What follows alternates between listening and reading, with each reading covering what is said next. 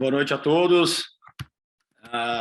Bem-vindos a mais um evento do nosso grupo Uronc em Debate. Queria agradecer inicialmente a presença de todos, agradecer aos meus colegas, o Bernardo, o Cláudio, a Silvana, por mais esse evento. Hoje a gente vai falar de um tema super importante, que é o câncer de rim metastático, que é uma área que vem com vários estudos nos últimos anos e agora na prática clínica a gente tem que decidir aí, dentre as diversas opções, qual o melhor tratamento. A gente tem um convidado especial hoje, que é o Elton Leite. O Elton, desculpa, eu acho que está errado essa... O Elton é radioterapeuta do Santa Paula, do ICESP, e vai falar para a gente um pouco depois da terapia ablativa no câncer de rim metastático, que a gente tem usado cada vez mais aí, tanto no cenário do diagnóstico inicial na doença oligometastática, quanto também no tratamento da doença em oligoprogressão, com excelente resultado. Então, a gente vai discutir como inserir isso no tratamento. Queria agradecer às empresas que apoiam o nosso grupo para a realização desses eventos. A gente tem a Ipsen, tem a Zodiac, as Telas, a Bristol, a Merck e a Electa. E para iniciar, eu vou passar a palavra para a Silvana, que a Silvana vai discutir um pouco, através de um caso clínico, discutir com a gente o melhor sequenciamento, quando escolher imunoterapia com imunoterapia ou imunoterapia com terapia-alvo em combinação. Silvana, a palavra é sua. Olá a todos, muito boa noite, muito obrigada pela presença. Obrigado, Bernardo, obrigada, Cláudio, Thiago. E como o Thiago já falou, a gente vai falar hoje sobre câncer renal metastático, né? Eu vou discutir um tema que eu acho que hoje, né, quando se fala de tratamento de primeira linha, né, de câncer renal, acho que é o que mais se questiona, né, é o que mais a gente tem visto nas discussões. E aí, o que a gente vai dar para o paciente em primeira linha, né? IO ou IO-TKI, né? Com tantas opções que a gente tem aí, né? Se a gente tivesse todas as opções para escolher. Muito obrigada para o nosso convidado de hoje, né? O Dr. Elton, né? Que vai falar aí de radioterapia ablativa para doença oligometastática nos carcinomas renais. Bom, aqui são meus potenciais conflitos de interesse. Então, esse paciente acompanha comigo, um paciente que quando eu comecei a vê-lo... Eu acho que sua tela não tá compartilhada. Não? Para mim não está aparecendo. Para você está aparecendo, Cláudio, Bernardo? Não, eu estava aparecendo a minha antes, acho que você tem que projetar de novo a sua.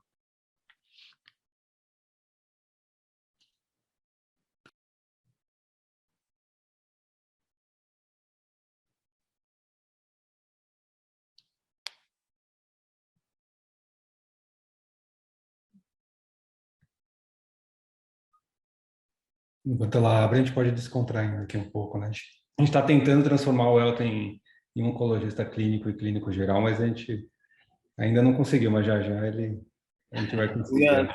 Segunda vez. Tá no folder errado um logo ali. Aí. Os meus conhecimentos em clínica médica são bastante aprofundados, mas eu não tirei o título de especialista ainda. Foi pouco, logo a gente dá um para você. Testa aí, pessoal. Tá certo. Silvana. Vai lá, Silvia. Beleza, então eu já agradeci o Elton, né? Meus potenciais conflitos de interesse. Então, eu ia dizendo que esse paciente ele começou a acompanhar comigo aos 38 anos, um paciente bem jovem, mas ele chegou já bastante sintomático, né? Na primeira consulta, ele veio encaminhado de um colega, com muita fadiga. Eu me recordo que ele chegou na primeira consulta de cadeira de roda, eu acabei internando ele na consulta.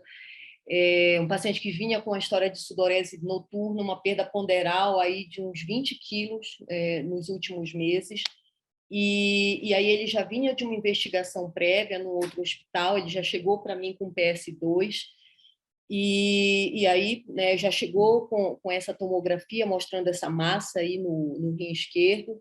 Os exames iniciais já mostravam um cálcio iônico de 1,52, um HB de 9,3, uma plaquetose de 613.000, né? E ele tem essa massa grande aí, acometendo praticamente toda a extensão da metade do rim esquerdo, uma massa de quase 10 centímetros, no contato com o pelve renal, né? Ele tinha bastante dor, veias renais, e aparentemente tinha também contato com o baço. Tinha uma linfonodomegalia aí, junto do rim. E, bom, ele, né, já tinha essa tomografia que mostrava esse volume grande de doença no pulmão, múltiplas lesões nodulares esparsas, bilaterais, né, algumas até confluentes, de até quase 3 centímetros. E também já trouxe uma cintilografia captando em C4, C5, D1, D4 e L4.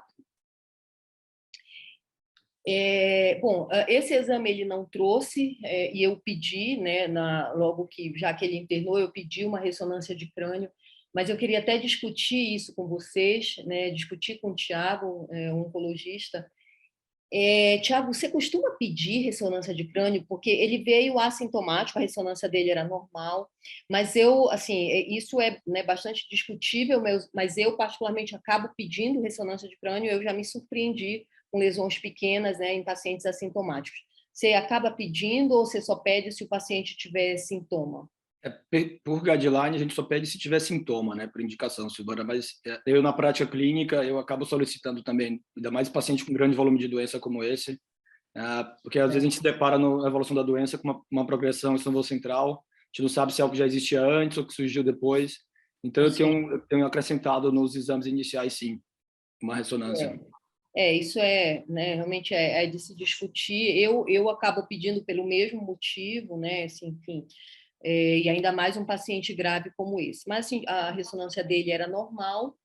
E aí, pelos critérios, né, do IMDC, um paciente que tinha um intervalo entre o tempo de diagnóstico e início de tratamento inferior a um ano, ele abriu o quadro metastático, um cálcio sérico elevado, trombocitose, ele tinha um PS ali já de 2, realmente, bastante sintomático, e já tinha anemia. O único critério que ele não tinha era a neutrofilia, né? Portanto, a gente já classifica esse paciente como um alto risco, né, pelo IMDC, ele tinha 5 dos 6 critérios, na verdade, né, do IMDC, um paciente de super alto risco.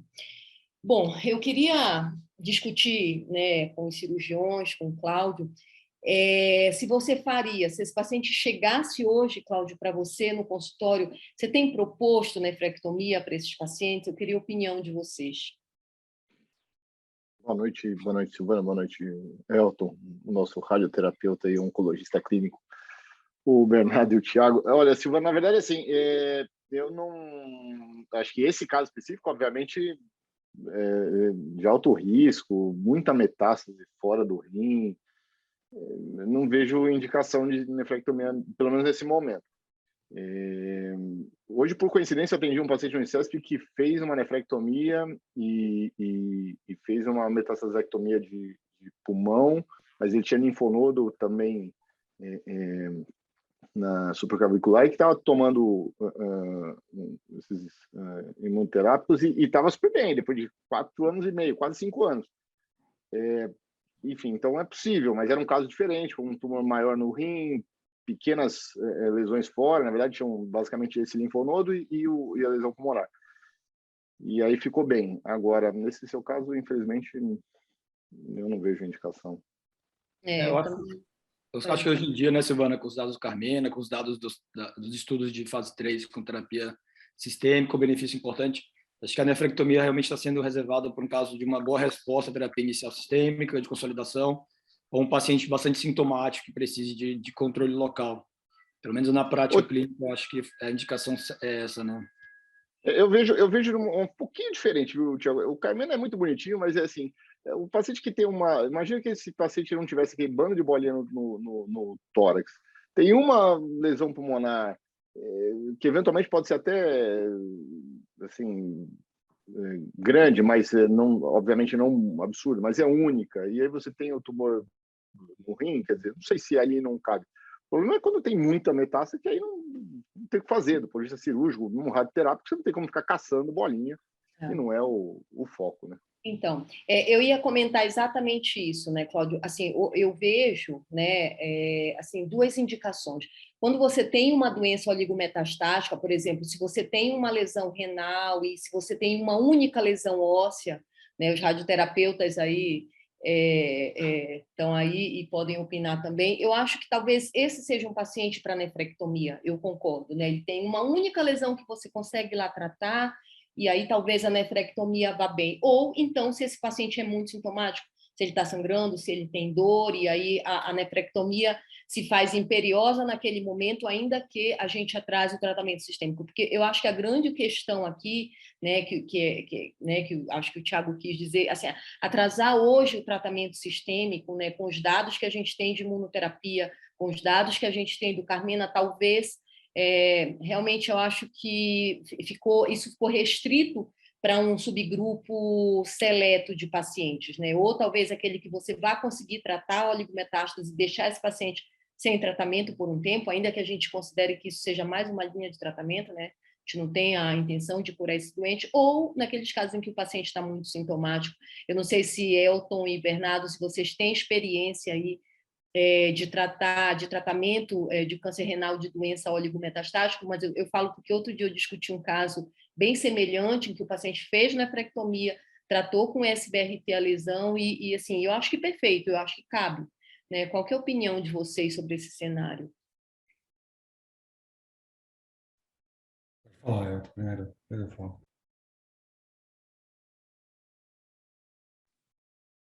Vai falar, Bernardo? Não, pode falar, pode falar. Não, esse é o tema da minha aula, né? Eu acho que acho que o que a gente tem de dado, não só de radiocirurgia, mas qualquer terapia local para terapia direcionada para metástase, é mais realmente no contexto de oligometástase ou oligoprogressão. Eu acho que a gente vai impactar muito pouco num paciente com muito volume de doença, né? Talvez, eventualmente, troca de linha ou não escalonar tratamento, talvez comprar um pouco de tempo num contexto já de exposição à terapia sistêmica. Assim, upfront, eu acho que não teria papel, né, de fato. Sim. Eu concordo exatamente com vocês. Acho que o volume de doença importa, e não só no rim. A gente tem visto isso em outros cenários, como próstata aqui na urologia, mas outros também sem ser urológicos. Quanto menos volume, aparentemente, esse controle local é mais importante. O difícil é definir quem é esse paciente oligometastático, né? A gente sabe que a gente coloca 3 lesões, 5 lesões, não tem um número exato. Acho que performance, localização e número de lesões vão contribuir.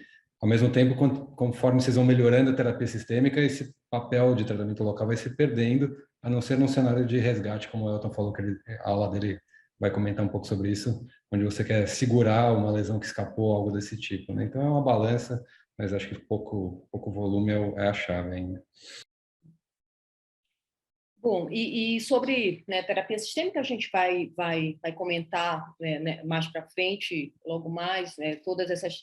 A gente sabe que isso aqui, os dados para isso são muito robustos, né? Ipilimumab e nivolumab completando aí 4 anos já, assim, acho que indiscutíveis, né, os dados, os resultados, os benefícios.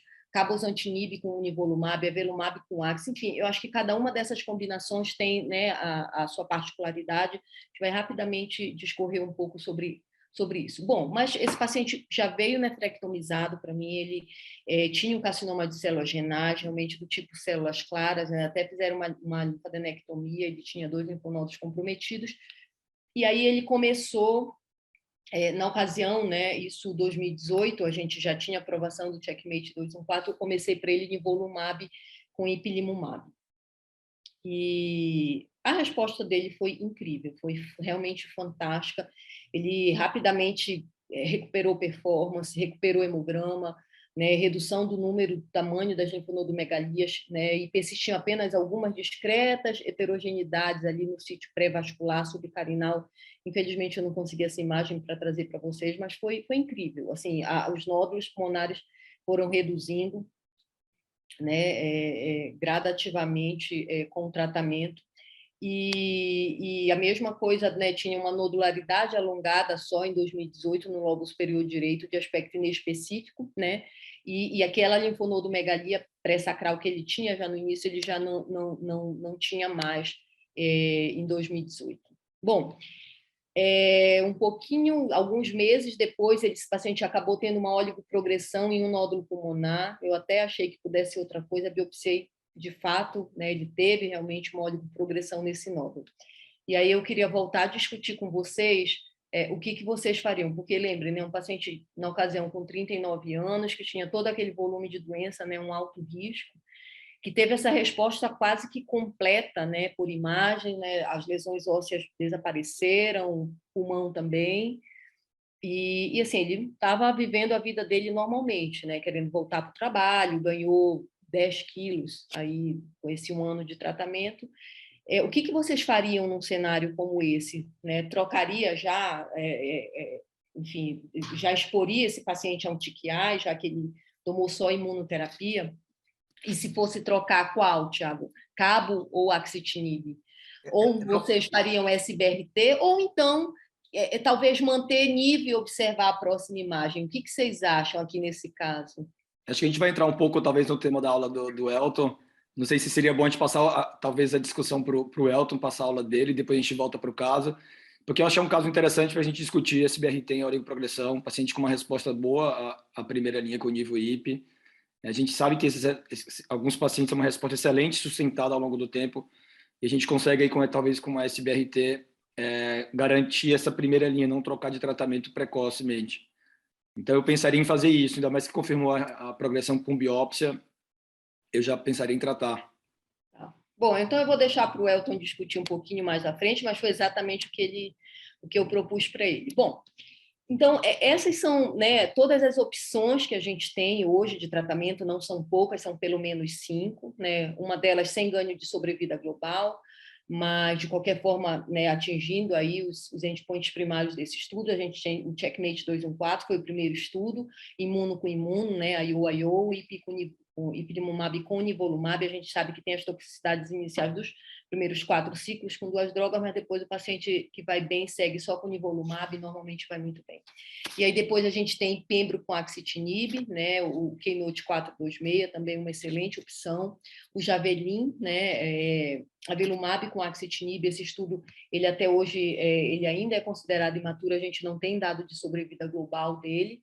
E o Checkmate 9IA, né, um estudo, né, que acaba de ser aprovado, inclusive aqui no Brasil, né, a gente não tem o cabozantinib no rol da ANS, mas a gente já tem essa combinação aprovada, né, pela ANS, aprovada em bula. E o estudo CLEAR, né, um estudo um pouco mais complexo, né, mas também um estudo importante, um estudo de fase 3, que avaliou o lenvatinib com pembro ou everolimo versus o sunitinib, né, que era o braço padrão aí dessas terapias. Bom, eu vou passar bem rapidamente sobre esses dados, acho que vocês conhecem, né, mas eu não vou me deter muito aos números e mais a discussão. Mas, assim, um estudo que, né, avaliou aí esses pacientes com câncer de células claras, né, metastáticos,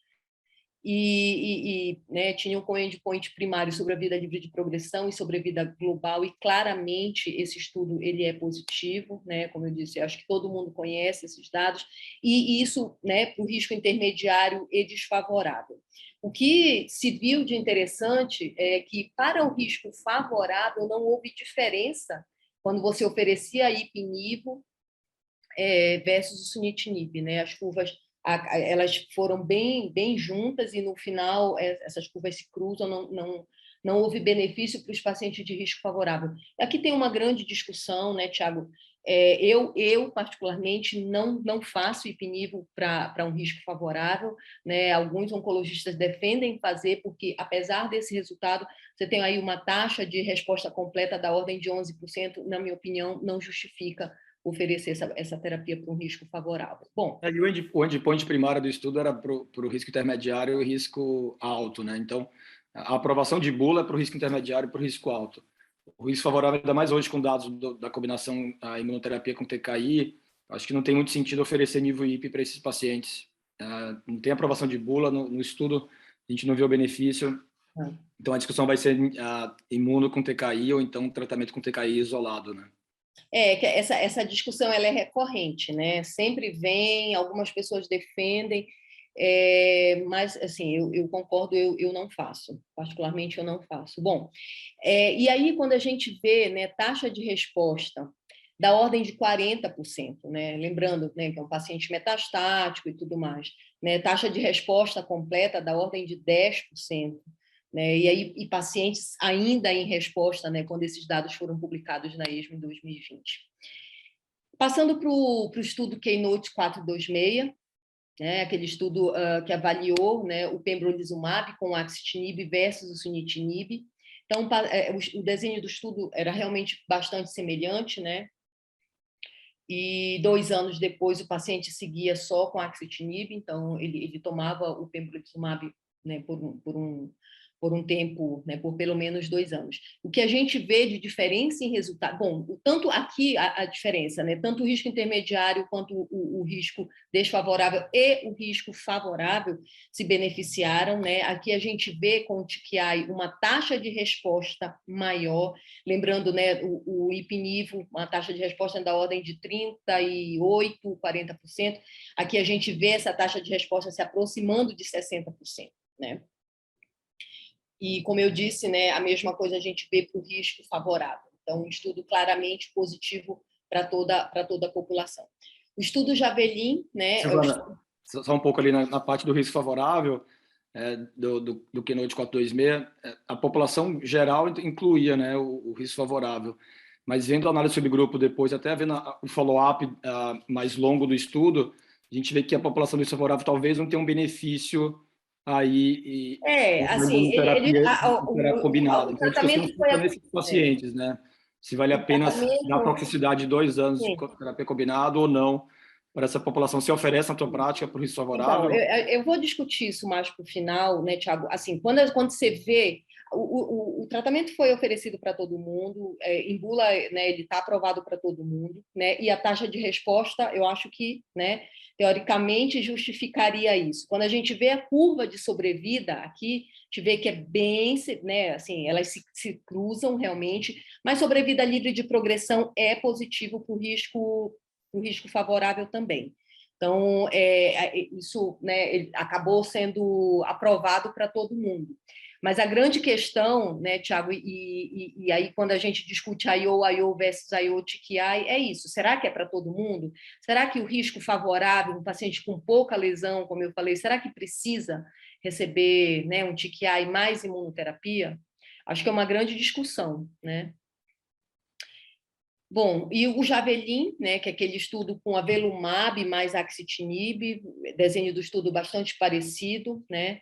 Endpoint primário, né, foi realmente atingido, né, sobrevida de progressão, 13 versus 7 meses, né, favorecendo aí a combinação de imuno com axitinib.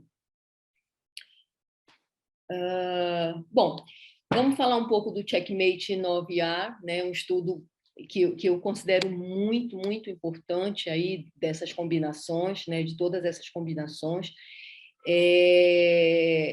E exatamente, né, por esse motivo, eu acho que um paciente de risco baixo, eu realmente pondero bastante na balança. Será que esse paciente não está muito bem tratado, recebendo só TKI em primeira linha, né?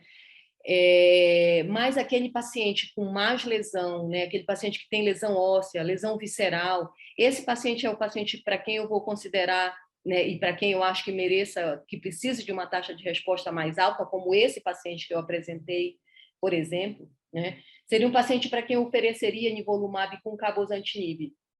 A gente lembra, né, Tiago, dos primeiros estudos, o estudo Cabozan, por exemplo, que avaliou pacientes mais graves, né, o cabozantinib nesses pacientes com metástases ósseas ou com metástases viscerais, né, pulmão e fígado, e a gente vê que existe um mecanismo, né, pelo qual o cabozantinib ele consegue ser muito efetivo para esses pacientes mais graves. Então, eu honestamente, para esse paciente, provavelmente seria a combinação que hoje eu tentaria oferecer para ele. Por conta da atuação do cabozantinib para esses pacientes com lesões ósseas e com lesões viscerais. Bom, claramente a gente vê, né, que as curvas são bem separadas, são diferentes, favorecendo aí os pacientes que usam a combinação do cabozantinib com o nivolumab versus o sunitinib em primeira linha. E sem contar, né, a taxa de resposta, né, isso aqui a gente está falando de todos os pacientes, tá? Mas também uma taxa de resposta aí beirando 60%. Para os pacientes que tomam a combinação. Realmente isso aqui é impressionante, né? Lembrando lá o IO da ordem de 40%. Né? Bom, e aí vem o estudo CLEAR, né? Foi o último estudo que foi apresentado na ASCO-GU em 2021, né? Ou foi na ESMO, se eu não me engano. Não, foi o ASCO-GU, sim. E é um estudo, como eu disse, um pouco mais complexo, né? Um estudo de fase 3, que avaliou o levantinib com pembrolizumab ou everolimus versus o sunitinib, né? No final, viu-se que o levantinib com o everolimus realmente ele era inferior ao braço de levantinib e pembro, e aí o estudo seguiu com levantinib e pembro versus o sunitinib. Mas, claramente, também um estudo, é um estudo que favorece a combinação versus o sunitinib, não há dúvida, e com uma taxa de resposta assim, incrível, né? Que ultrapassa, chega a ultrapassar 70% de taxa de resposta, né? Mas, assim, o que eu tenho visto na prática, eu não sei você, Thiago, mas eu queria até ouvir a tua opinião sobre essa combinação de tratamento. A minha experiência, né, e eu tenho ouvido muita opinião de outros oncologistas a respeito dessa combinação. Eu não usei o Lenva para rim, né, mas já usei para outros tumores e realmente é uma droga tóxica, né? Você acha que justifica a toxicidade do Lenva com pembrolizumab versus outras combinações, por exemplo, nivo com cabo ou pembro com axe? Eu acho interessante essa tabela, comparando os estudos, porque é isso, a gente tem 4 estudos positivos, combinando mecanismos de ação semelhante, né, imunoterapia anti-PD1, PDL1, com TKI, com anti-VEGF, os 4 estudos positivos, tirando o Javelin, que não tem ganho de sobrevida global, mas todos aumentaram a taxa de resposta, sobrevida de progressão e sobrevida global, e aí fica a decisão para a gente escolher qual é o melhor regime, né, mas não vai ter um estudo comparativo entre esses diferentes esquemas. A gente vê que todos são positivos, têm ganho de sobrevida, e aí talvez vai ser importante a questão do perfil de toxicidade desses esquemas e da experiência do oncologista também. O estudo do nível com cabo é interessante porque é usado uma dose de cabozantinib um pouco mais inferior do que a dose usada na prática clínica, né? Quando é imunoterapia. A gente usa cabo 60 miligramas e na combinação foi 40 miligramas. Talvez por isso que foi um esquema mais bem tolerado, assim, olhando a incidência de evento adverso. O pembro com Lenva eu não tenho experiência, não tive nenhum contato com nenhum paciente, mas a pembro com axe e a avelumab com axe, consegui ver alguns casos aqui no hospital. O axinib tem bastante toxicidade, questão de mucosite, diarreia, hepatite medicamentosa, mas a vantagem é que a droga tem uma meia-vida muito curta, então você suspende a droga, 2 dias o paciente melhora rápido. Com levantinib, talvez a gente não vai ter esse manejo tão fácil aí da toxicidade. A gente tem que ter esse cuidado aí na hora de selecionar o esquema, ainda mais que é um tratamento, como você comentou, pelo menos aí prolongado, né, Silvana? A gente vai dar imunoterapia com TKI por pelo menos 2 anos para esse paciente. Tentando achar o melhor esquema entre essas 4 opções, que a gente, talvez o nível com cabo, como você comentou, talvez seja com menos impacto e qualidade de vida no paciente, e a gente tem um ganho de sobrevida, de resposta parecido também entre todos os esquemas. Assim, uma coisa que me chama muita atenção são esses pacientes mais graves, né? Para oferecer o cabozantinib. Eu gosto muito dessa combinação para pacientes com metástases ósseas e com metástases viscerais.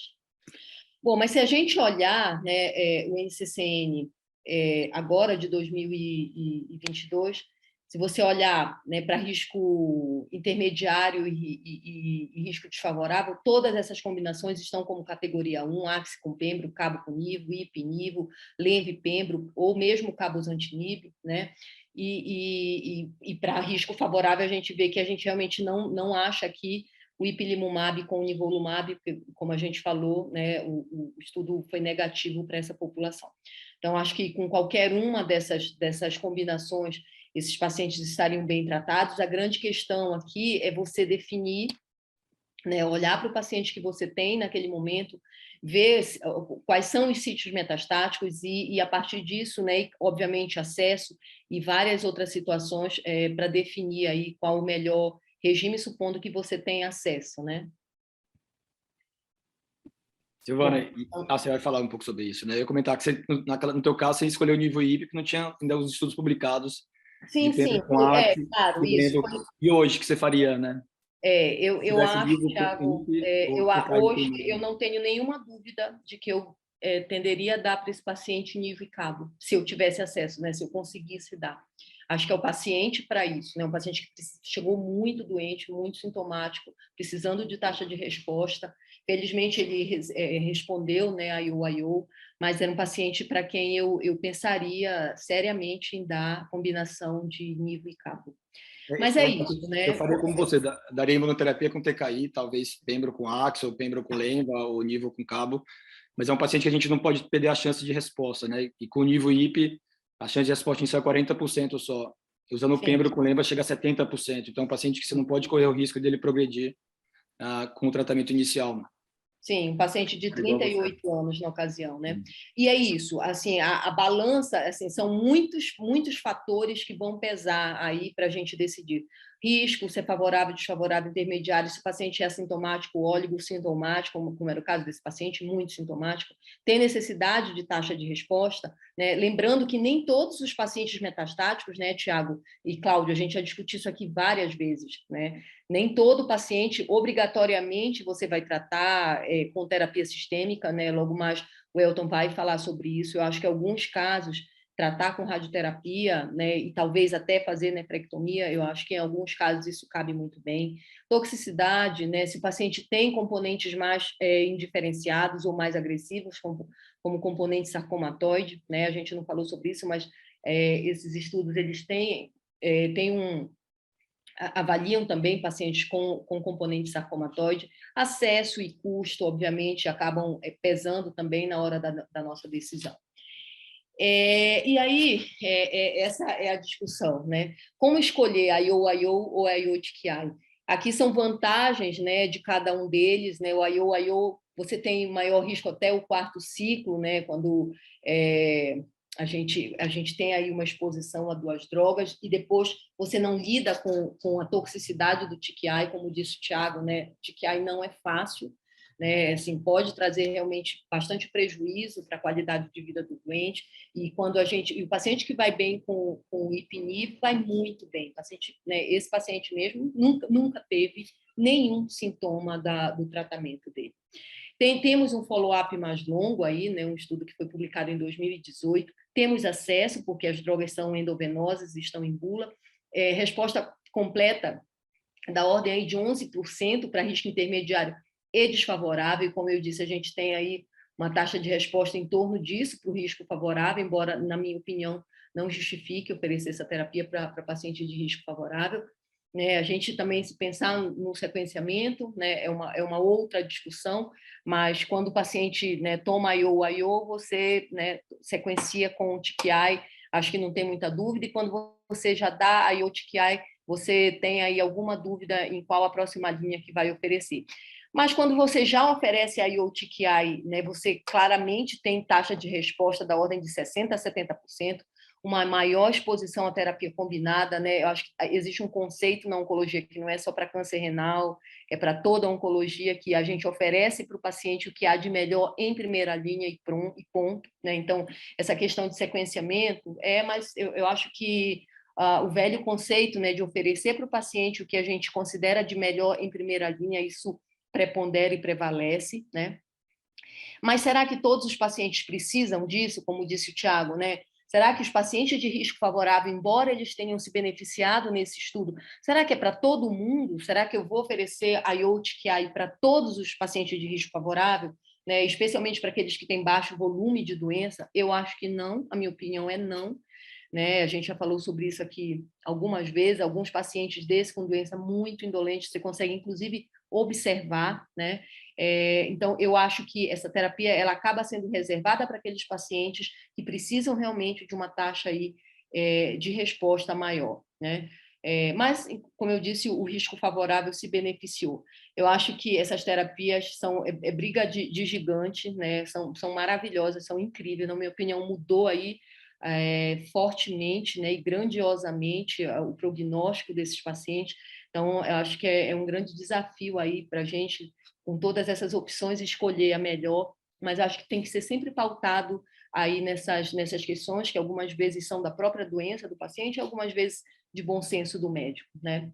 Então, alguns casos, a gente precisa lembrar disso. Em alguns casos, você vai conseguir observar, talvez um caso ou outro, né, um paciente que tem um crescimento muito lento da doença, um risco favorável, né, um idoso, ou uma contraindicação à imunoterapia, porque isso existe, né?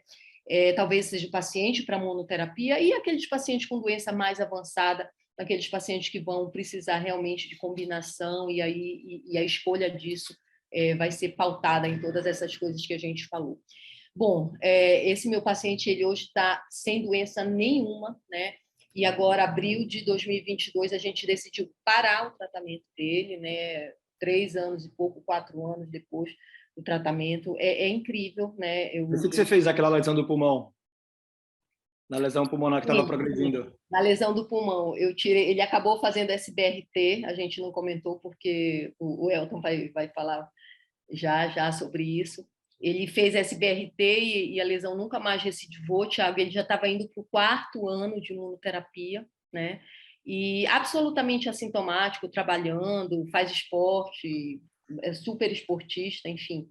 É um caso, assim, um super caso de sucesso. Ele está super feliz, volta amanhã em consulta. Eu já vi os exames hoje dele. Aliás, esses são os exames, né, que ele vai trazer amanhã para mim. Como Eu acho que uma grande vantagem, Silvana, da combinação de nível e ipilimumab é essa. Os pacientes que respondem, você consegue um controle a longo prazo muito grande e sem muita toxicidade, porque depois da fase inicial dos 4 ciclos, o paciente fica só com nível manutenção, você pode até suspender em algum momento. Então, acho que é discutir com o paciente, né, qual o objetivo, né, qualidade de vida a longo prazo, um controle da doença, ou uma necessidade de resposta mais imediata, botando na balança toxicidade e necessidade de resposta. Mas é um caso interessante. Thiago, agora sim, e sobre suspender é uma outra questão, né? A gente não tem ainda uma segurança baseada num estudo super seguro para suspender essas terapias, né? A gente extrapola de outras doenças, como, por exemplo, melanoma, como, por exemplo, pulmão, mas suspender imunoterapia para esses pacientes também é desafiador, né? Quem são os pacientes que, de fato, né, dá para suspender? Eu suspendi porque assim, ele falou para mim, eu não quero mais, eu não venho mais aqui, eu estou curado. A gente não tem evidência para suspender, mas a gente tem a de melanoma, de pulmão, ainda mais um paciente com 2 anos de controle de doença, 4 anos, como esse caso. Discutir com o paciente, individualizar e, eventualmente, se ele progredir, você pode reexpor de novo a imunoterapia depois, né? Sim, eu concordo. E era isso, muito obrigada. Vamos passar a palavra para o Elton. A ideia, a gente convidou o Elton para discutir um pouco, como esse caso da Silvana tinha uma oligoprogressão, ela fez SBRT, e cada vez mais a gente tem utilizado no câncer de rim também metastático, convocado, né, os radioterapeutas para participar da reunião multidisciplinar para discutir esse tratamento ablativo na doença inicial, na oligoprogressão.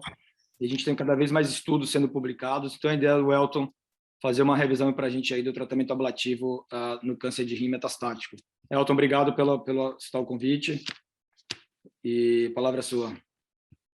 Boa noite novamente, eu que agradeço o convite, prazer estar aqui com vocês.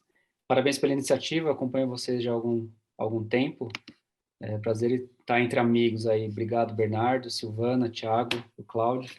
Vou falar então um pouquinho sobre a nossa parte, sobre o papel da radioterapia ablativa nesse contexto de doença oligometastática nos carcinomas renais. Então, sem querer chover no molhado aqui para o nosso público, mas não existe uma definição comum para oligometástase, como o Bernardo já tinha dito. Alguns usam de 1 a 3 lesões, outros de 1 a 5 lesões, né? Isso pode variar de acordo com a histologia, o controle da doença primária, né? Então a gente tem algumas divergências aí nesse conceito. Qual que é a importância de se definir a oligometástase? Justamente um maior potencial de chance de cura e, obviamente, a consequência aí do benefício dessa terapia direcionada à metástase. Então, historicamente, a gente tinha a radioterapia em 2 cenários. Então, uma radioterapia curativa, em que a gente fazia um número grande de frações com uma dose alta, seja num contexto exclusivo, ou seja adjuvante, neoadjuvante, e a radioterapia paliativa simplesmente para controlar sintoma, dor, sangramento, obstrução, né? A radiocirurgia, que nasceu no sistema nervoso central, ela veio para quebrar esse paradigma. Então, a gente oferece uma dose altíssima em uma fração só ou em poucas frações, com um controle local muito maior, entre 90% a 100%, dependendo da situação. Então, a gente tem uma paliação que, na verdade, é um tratamento, entre aspas, aí, curativo. E aí a estereotaxia migrou do tratamento intracrâneo para doença abaixo do pescoço, a chamada SBRT, ou um termo mais moderno aí, a SABR, que é radioterapia ablativa. A gente muda aí a biologia da radioterapia, então a gente não age apenas no DNA, a gente age no microambiente tumoral, fazendo infartos microvasculares, quando a gente oferece uma dose maior aí, acima de 8, 10 grays por fração. Então, a definição de estereotaxia, de SBRT, ela é um pouco mais complexa, quando a gente fala de doença abaixo do pescoço, mas basicamente é uma dose alta por fração, uma dose total equivalente ao tratamento radical, a gente oferece em poucas frações, com margens reduzidas, um sistema rigoroso de planejamento, com várias imagens, e também um sistema rigoroso de mobilização e de controle intrafração, tá? Então, esse é o conceito aí moderno de radioterapia ablativa. Então, aqui eu ilustrei para vocês à esquerda um tratamento convencional para paliar a dor, então uma metástase em vértebra lombar, toracolombar, 2 planos aqui, um paralelo oposto e um tratamento aqui com 3 campos. Então, você perceba a distribuição mais grosseira da curva de isodose, uma dose baixa, 5 frações de 400 centigrays para paliar a dor, enquanto que aqui do lado direito a gente tem uma meta em L1 em que eu fiz 20 grays em dose única, então a gente consegue conformar mais, uma margem menor, a gente consegue dar uma dose, inclusive, maior que a tolerância aqui da própria medula, a gente faz essa curva, então é realmente um tratamento bem mais agressivo e bem mais rigoroso. Esse é um tratamento mais complexo, envolve mais tecnologia, a gente não tem ainda de uma forma muito abrangente no Brasil, só para vocês terem ideia, 34%, segundo o levantamento da sociedade, dos serviços do Brasil tem essa tecnologia e nem todos ainda utilizam como tratamento. Então, realmente é algo relativamente novo, infelizmente, no Brasil, tá? E, falando biologicamente da evolução das metástases, por que esse conceito é importante? Porque a gente sabe da teoria de que metástases vão gerar outras metástases. Então, essa disseminação não vem apenas do tumor primário, ela pode se originar de outras metástases. O racional da terapia direcionada à metástase é simplesmente você quebrar essa linha, então você tratar essa oligometástase e impedir que essa doença, ou pelo menos postergar que essa doença ela evolua para uma doença polimetastática. E aí a gente está mudando também, é uma outra quebra de paradigma, alguns estudos mostrando o benefício da terapia direcionada à metástase com o SBRT. Talvez o estudo mais impactante desses é o estudo fase 2 randomizado, o COMET Trial, que não envolveu pacientes com carcinomas de células renais, mas envolveu mais próstata, pulmão, mama, tumores coloretais, mas ele mostrou aí um ganho de sobrevida global quando comparado ao standard of care.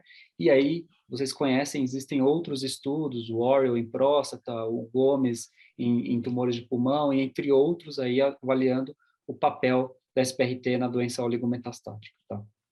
Falando sobre o carcinoma de células renais, a gente sabe que ao diagnóstico 15% deles vão ter metástase após a nefrectomia, isso pode girar aí entre 15% e 25%. A terapia sistêmica, embora tenha revolucionado aí em termos de sobrevida, o desfecho desses pacientes, a resposta completa em si ela é muito pequena, em torno de 10%, e uma resposta completa da metástase. Séries retrospectivas mostram que com a metastasectomia completa, a gente aumenta sobrevida nesses pacientes com câncer renal, e a SBRT, que é uma das técnicas ablativas, ela mostra aí um controle local acima de 90%. Num estudo prospectivo já mostrou taxa de 98% em 2 anos, com uma baixíssima toxicidade e um baixo custo, uma toxicidade de grau 3 aí em torno de 5% numa revisão sistemática feita apenas com pacientes com carcinomas de células renais. E aí a gente tem diversas séries, tá? Ao contrário da aula da Silvana, a gente ainda não temos dados ainda prospectivos muito ricos, a gente tem alguns dados prospectivos de braço único, com SBRT no carcinoma de células renais. Esse primeiro foi o que eu mencionei no slide anterior. O que a gente sabe, de uma forma geral, em SBRT, é que quanto maior a dose, maior é o controle local, de uma forma geral. É claro que isso vai variar bastante em relação à localização e à dimensão da metástase. E aí, qual é o objetivo, então, da gente tratar essa metástase com radiocirurgia? Impacto em sobrevida, postergar terapia sistêmica, evitar trocas de linhas. Então, eu separei alguns estudos retrospectivos, mas com alguns dados interessantes para a gente ilustrar essa discussão. O primeiro deles é uma coorte pequena com 47 pacientes da Universidade do Texas, em que o controle local na doença oligometastática foi de 91% em 2 anos, e a mediana para início da terapia sistêmica foi de 15 meses. 60% iniciou PASO, 14% sunitinib, mas esses 15 meses eles foram maiores, essa diferença, esse alargamento da sobrevida livre de terapia sistêmica foi maior naqueles pacientes que apresentavam metástase solitária, doença metacrônica e metástase não óssea, tá? Esses 3 gráficos assim, aqui.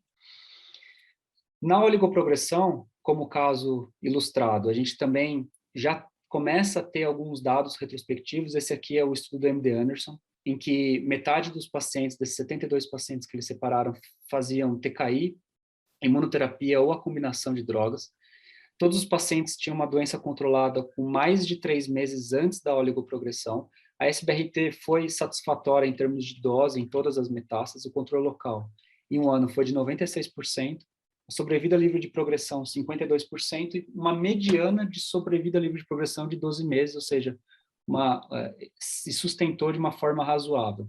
E o que esse gráfico mostra para a gente? Que o fato de você ter feito SBRT nessa oligoprogressão, tanto do ponto de vista de sobrevida livre de progressão, quanto de sobrevida global, aqueles pacientes que descontinuaram a terapia sistêmica, escalonaram dose ou tratamento, ou mantiveram o tratamento sistêmico, não houve diferença de desfecho, ou seja, talvez seja seguro você fazer SBRT para descontinuar esse tratamento, ou pelo menos manter a mesma linha, como era a opção D, daquele caso da Silvana. Então, por que isso é interessante com SBRT?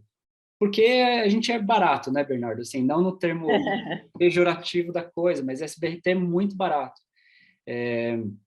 Então, a gente tem alguns estudos de custo-efetividade com SBRT em oligometástase. Então, a gente consegue economizar aí $37 mil canadenses por quali nessa análise, ou $28 mil americanos por quali, quando a gente oferece SBRT, então, nesse contexto de oligometástase ou oligoprogressão. Sempre nos tumor boards, e com vocês não deve ser diferente, sempre há uma dúvida se é seguro a gente fazer SBRT com TKI, de forma concomitante. Então, a gente já tem também alguns dados retrospectivos mostrando essa segurança. Eu até peço desculpas, eu trouxe um estudo aqui chinês, uma coorte com 190 pacientes, mas, de fato, é a análise retrospectiva a maior que a gente tem, que envolveu pacientes que faziam TKI de forma exclusiva ou TKI com SBRT, sítios de metástase, a grande maioria pulmão e osso, e metade deles no contexto de oligometástase, tinha pacientes polimetastáticos, e aí a SBRT de fato foi segura com grau 3 aí de toxicidade de 5%. Quando a gente olha os desfechos clínicos, a gente faz, é claro, um estudo retrospectivo, mas a gente já começa a enxergar alguns desfechos interessantes em sobrevida livre de progressão e sobrevida global. A SBRT, ela aumentou a sobrevida livre de progressão e sobrevida global quando comparada a TKI isolada, e quando a gente ofereceu a radiocirurgia antes da progressão, esses pacientes tiveram um desfecho ainda melhor, tá? E aí a mediana de sobrevida nesse trabalho foi de 63 versus 29 meses, favorecendo aqueles que receberam terapia direcionada à metástase. E o mais interessante é que, de fato, quem se beneficiou mais de sobrevida livre de progressão foram aqueles pacientes que que tinham que eram oligometastáticos, né, quando comparados a TKI isolada, e aqueles pacientes que tinham menos de 3 fatores de risco aí de MDC. Então, foram os pacientes que mais usufruíram aí dessa terapia local. Dado interessante. Sobre segurança e eficácia da SBRT e imunoterapia, então isso é um tema bastante batido, existem diversos estudos retrospectivos, prospectivos, mostrando a segurança dessa associação. Alguns dados controversos aí em termos de incremento de sobrevida global, quando a gente associa os dois, não só na doença de rim, como em outros tipos histológicos e outros tumores primários.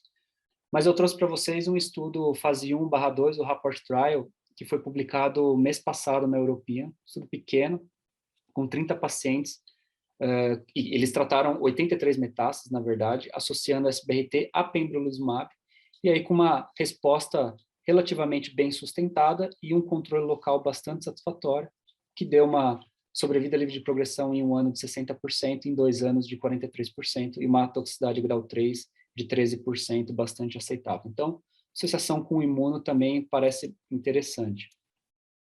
A gente tem diversos estudos, o próprio COMET, a gente tem uma análise agora de fase 3 para ser publicada, tanto até 5 metástases, como de 3 a 10 metástases, então COMET 10, um dado aí que a gente está aguardando. Alguns estudos em oligometástase, eles mostram negatividade, outros positividades, então a gente tem que esperar resultados mais robustos e resultados de mais longo prazo.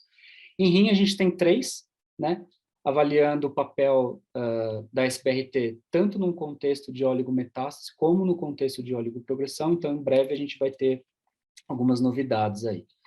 Então, como mensagem final, para não me alongar muito, a gente poder discutir mais um pouquinho sobre isso, a MDT é uma tendência na oligometástase. A SBRT, dentre essas opções de MDT, ela é custo-efetiva, ela tem uma baixa toxicidade, então é um tratamento bastante interessante. Como os dados que eu mostrei para vocês são estudos retrospectivos, trata-se de uma população heterogênea, então diversos subtipos, volume de doença, tipo de terapia sistêmica, etc.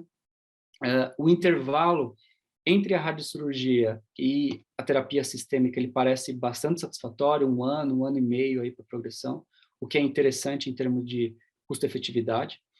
Na concomitância, então, como tratamento upfront, com TKI ou na troca com imunoterapia, parece ser realmente uma técnica segura. A gente precisa aguardar esses dados prospectivos, enquanto isso a gente vai, então, usando os tumor boards, a multidisciplinaridade aí como algoritmo de decisão. Então era isso, eu consegui, acho que falar em 10 minutos, minha filha não chorou, então agora eu fico aí aberto a gente poder discutir mais um pouco o tema. Não, excelente, Elton, obrigado. Acho que é uma revisão bem ampla que a gente precisava mesmo para entender o que tem de evidência, né, para guiar esse tratamento, já que a gente tem usado cada vez mais. E eu sou um grande fã desse tratamento, a gente tem discutido bastante os casos, Eu também. tem indicado do início, na aula de progressão principalmente, mas a evidência que a gente tem é fraca, certo? De tudo fase 2, retrospectivo, e é difícil conseguir fazer um estudo fase 3, né? Conseguir um critério específico para o que é oligometástase, o que é de oligoprogressão, quando indicar. Acho que o importante Thiago, é o board, né, que a gente tem discutido, né? Assim, você tocou num ponto muito sensível, né? Evidência, assim, quando a gente fala em maiores evidências, a gente tem, como eu disse, estudos, pelo menos 5 estudos aí de fase 3, mostrando o benefício da terapia sistêmica combinada envolvendo imunoterapia para esses pacientes. Eu acho que, né, e o Elton colocou isso, né, muito bem, assim, são casos específicos, né, em que o paciente tem 1, 2, no máximo 3 pequenos sítios de lesões, e que a gente acredite que, né, vai conseguir beneficiar esses pacientes. Como eu disse, obviamente o nosso intuito não é de curar esses pacientes, a gente sabe que não, mas a gente sabe que a gente vai talvez usar isso como mais uma linha de terapia aí ao longo do tratamento desses pacientes. Mas isso precisa ser realmente muito bem avaliado, né, porque a gente tem 5 estudos aí mostrando ganho de sobrevida, exceto o avelumab com axitinib, mas todos os outros mostrando ganho de sobrevida global na combinação desses tratamentos, né? Então, isso precisa ser muito bem avaliado. Assim como a gente sempre fala isso no tratamento da oligometástase, no caso de câncer de próstata, né? Eu acho que é o mesmo racional. Para quem você vai oferecer, né? Eu acho que é isso. Eu acho que é um pouco diferente, que a gente nem compete, né? Compete tratamento sistêmico com tratamento ablativo. Eu acho que é complementar, e cada vez mais a gente tem associado o tratamento sistêmico com o ablativo aí para controle local ou na oligoprogressão. É difícil realmente comparar essas estratégias, né? O que você pensa, Elton, Bernardo? É uma situação assim difícil, né?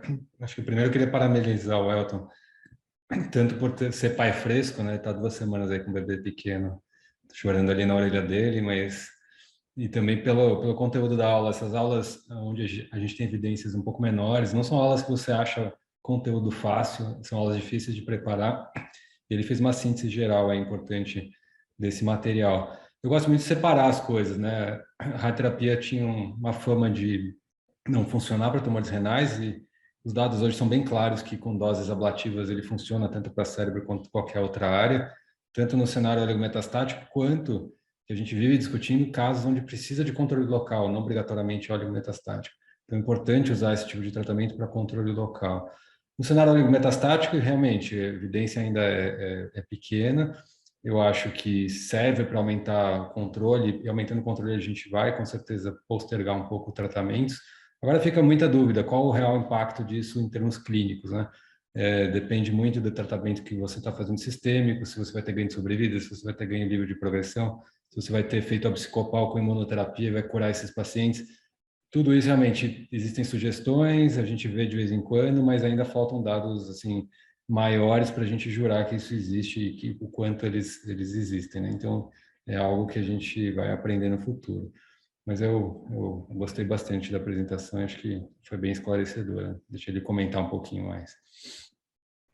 É difícil, né? A carência de evidência, a gente não pode sair extrapolando dado de estudo retrospectivo. Eu acho que os estudos retrospectivos, eles estão para justamente sugerir uma tendência. Então, eles sugerem um desenho de estudo prospectivo, eles não mudam a nossa prática. Então, eu acho que nesse primeiro momento, é difícil você abrir mão da terapia sistêmica e oferecer uma terapia ablativa local, já nesse intuito de postergar. Eu acho que existem alguns cenários para isso. Por exemplo, se você tem um paciente que fez o tratamento primário, ele apresentou uma metástase metacrônica, então você tem um tempo aí para surgimento de metástase, uma metástase isolada, você quer realmente comprar um tempo, talvez valha a pena aí numa avaliação multidisciplinar você optar por terapia ablativa, mas eu acho que nesse primeiro momento, apenas com dados retrospectivos e pequenos estudos prospectivos que envolvem diversos tipos de tumor, eu acho que a gente ainda tem que fazer uma combinação, né? Eu acho que o tratamento, o controle local, como o Bernardo falou, é importante. Com radioterapia ablativa, a gente consegue um controle local bastante satisfatório. É mais fácil a gente fazer uma SBRT numa metástase inicial do que uma metástase um pouco mais complicada, né? Um tumor pulmonar hilar, volumoso, a gente não vai conseguir oferecer dose suficiente e controlar. Isso envolve risco para o paciente. Então, acho que é interessante iniciar a terapia sistêmica e, num contexto de oligometástase, oferecer radioterapia ablativa. Acho que um outro cenário que a gente já pode usar, de fato, é a oligoprogressão. Então, o paciente teve uma resposta espetacular, igual esse caso da Silvana. Uma metástase só progrediu, um clone celular diferente. Você quer apostar na manutenção de uma linha de tratamento. Vai lá, abla aquela lesão e paga para ver mais um pouco. Eu acho que talvez nesses cenários a gente já pode entrar na prática aí, em termos de tratamento local. Sim, eu acho que esse cenário da leucoprogressão é super atrativo, né? O caso da Silvana ilustra bem na prática clínica. Eu tenho uma dúvida só em relação a tipo histológico. Acho que esses estudos, a gente discutiu muito células claras convencional, né? Mas os outros subtipos papilar, cromófago, a gente não tem muita evidência da terapia sistêmica, talvez cabozantinib ou fase 2 com imunoterapia. Você tem dado para cromófago, papilar, se tem essa chance de resposta tão boa quanto células claras? A gente tem geralmente vem tudo misturado. Não existe, eu não achei, não sei se o Bernardo conhece, alguma série que excluiu células claras. A maioria das séries colocavam aí em torno de 75%, 80% de células claras. Então, dados só para eles não tem. Tá? Não tem realmente. A gente tem pequenos dados, análises de SBRT de uma maneira geral, tanto para primário de rim quanto para metastático, mas nessa faixa etária que ele mostrou aí com aquela dose equivalente acima de 100, não faz muita diferença a histologia. O que vai fazer diferença é se essa histologia dá mais metástase, dá menos metástase, e como ela vai evoluir à distância. Localmente falando, se você der uma dose alta, o controle local vai ser muito parecido, né?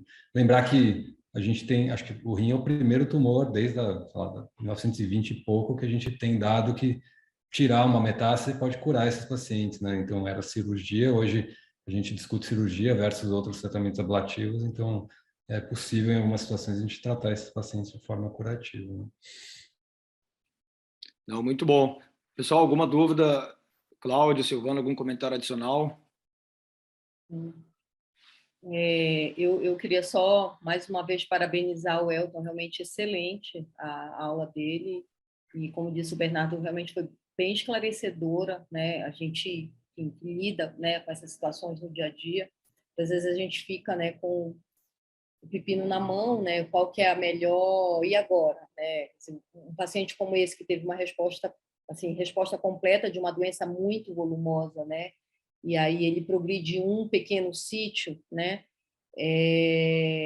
Enfim, eu acho que essa discussão ela é muito válida e algumas pessoas talvez optassem, né, por manter a imunoterapia e restadiar precoce, né, ou então, enfim, já mudar para um TKI, supondo que esse paciente falhou, mas assim, é um excelente exemplo de que, né, de como a radioterapia, né, como o tratamento das oligometástases de fato funciona, e de fato a gente pode obter sucesso aí com, Não, com com essa certeza. ferramenta. Não, reforça a importância dessa discussão multidisciplinar, né? Uro, radioterapeuta, oncologista, patologista. Câncer de rim cada vez mais também, igual o próstata, a gente está precisando envolver todas as equipes aí para definir o melhor tratamento. Sim. Pessoal, a gente chega no fim do nosso evento. Agradecer mais uma vez o Elton, a Silvana pela excelente aula, agradecer o Cláudio e o Bernardo pela participação, agradecer a todos os convidados que ficaram até o final. Próximo mês a gente volta com mais um evento. Eu acredito que o tema vai ser atualizações do pós-ASCO, que vai ser o Congresso de Oncologia que vai ter agora próximo final de semana. A gente também vai fazer uma revisão dos principais estudos com impacto na uro-oncologia. Lembrando que a gente tem o site urooncoindebate.com.br, que a gente coloca os vídeos das aulas e sobe também algumas aulas com temas específicos ou podcast. Queria agradecer mais uma vez as empresas que apoiam o nosso grupo. Então, lembrando, a gente tem a Ipsen, que é uma parceira, a Zodiac, as Telas, a Bristol, a Merck e a Electa. Obrigado mais uma vez pelo apoio. É importante a gente continuar com essas discussões aí multidisciplinares. E aproveito, então, boa noite a todos e até o próximo evento. Obrigada, pessoal. Boa noite. Obrigada, Elton. Boa noite. Obrigado a vocês, eu que agradeço. Tchau, tchau.